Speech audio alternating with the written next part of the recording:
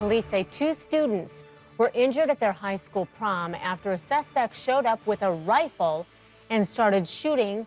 This happened outside the building. All right, joining us on the phone, WSAW reporter Rebecca Cardenas and Brandon Irish, a former student there. He was also DJing that prom. Rebecca, we're going to start with you. Tell us what you know about what happened. Good morning. So when I arrived on scene, parents were the only ones being allowed in and out of those blocked school entrances. They were picking up kids who had been contained to a greenhouse at that point here on the school's campus. I saw students still in their prom dresses getting in cars with their parents. The sergeant that I spoke to at that time did share with me that the situation was contained. What we know at this point is that there are 3 in the hospital with non-life-threatening injuries. One of those is the shooter who, according to the Antigo police chief, says was shot at by police.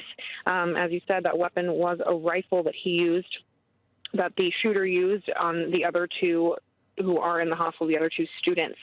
As I said, all of this confirmed by the Antigo Police Department at this time. Rebecca, do we know if the shooter is a student or former student? Any identifying information about this suspected shooter? The shooter's connection to the school hasn't been confirmed to us at this time. Okay. Stay with us. Brandon, let me come to you. You were at this event. What did you see? What did you hear?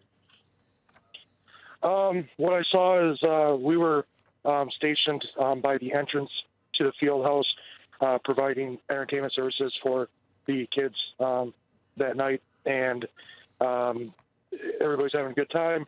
And I looked outside and I saw red and blue lights. At that time, I went outside to see what was going on.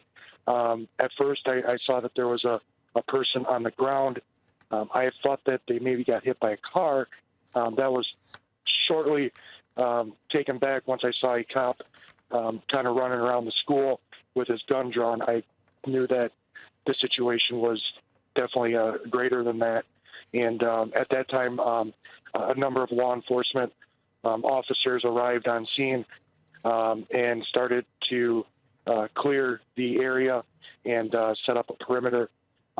They got everybody inside the field house, put us into a corner. They probably had, 5 to 7 officers within the field house, clearing the area, making sure nobody was inside there, keeping all the students safe.